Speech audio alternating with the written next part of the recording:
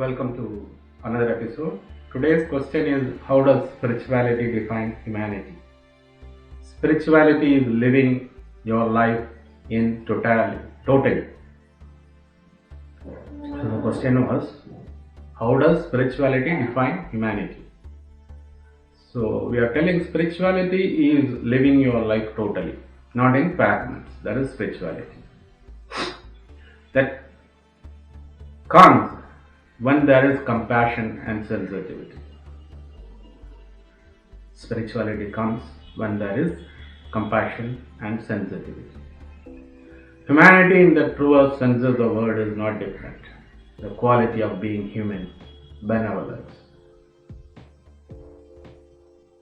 But we have reduced it to mean our normal materialistic living. So for us, human living means the materialistic living, acquiring more and more, living with that. That is meant for us as living as a human being. But living a life in fragments is not spiritual living. Human living. Living life as a whole, one together, is humanity.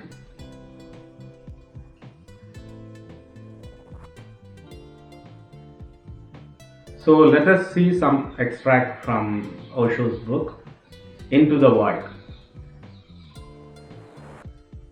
So what he says, let us see that. Spirituality means knowing and living life in its totality. Politics can live in its own category, and so can mathematics, but not spirituality, because spirituality does not have a category of its own. What he says is, you can do a subject like mathematics or physics, and it has a category. You can excel in it, you can live with it. Similarly, as a doctor, as a politician, or an engineer, or a plumber, or an electrician, you have your own field, you develop skills, you excel in it, you live as a plumber or a doctor or an electrician or a politician. But spirituality does not have a separation, a category. It is living life in its totality as a whole.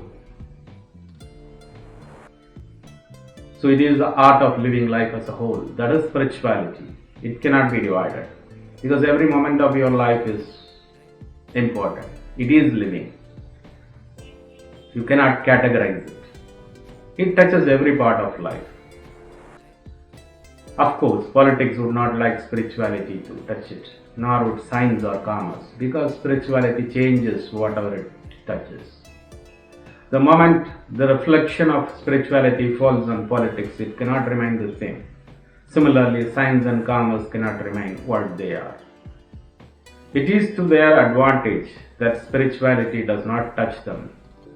But it is not good for spirituality. The moment spirituality is divided into segments, it becomes lifeless and pale. You cannot divide spirituality. If you divide spirituality into fragments, then the total meaning of spirituality is lost. It no longer remains spiritual. It is to be whole, complete. So once you divide it, it is not spiritual. It can remain healthy only in wholeness. That does not mean spirituality has to become political or anything else. It does not have to become anything. Its reflection is enough. It has to only to look at politics, commerce and science.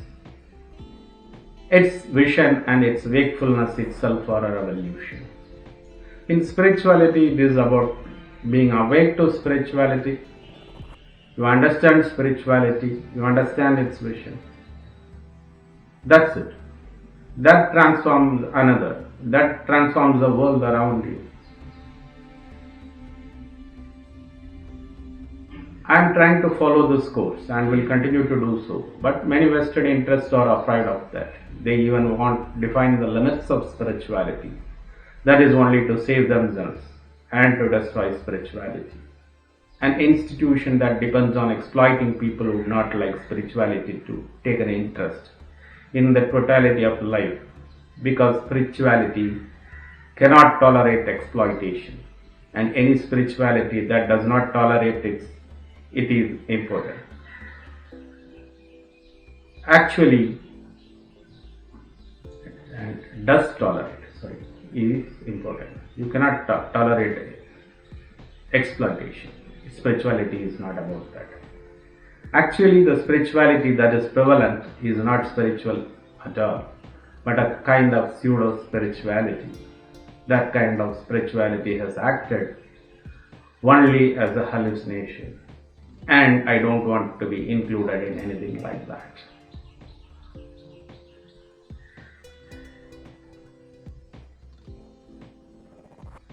So what he says is the pseudo spirituality tolerates the misgivings of the people, and that is merely a propaganda, merely an acceptance, merely a development of an institution. In fact, man has to be freed from all kinds of propaganda. Consciousness can understand only that which rises above all such propaganda. Propaganda is conditioning, whereas spirituality is deconditioning. So all this propaganda means conditioning only. So the whole spirituality is about deconditioning. So you don't go from one conditioning to another, whereas you have to decondition yourselves, get away from all that conditioning. You can have political propaganda, but not spiritual propaganda. Those who publicize spirituality are nothing but politicians in disguise. Those who publicize spirituality are nothing but politicians in disguise.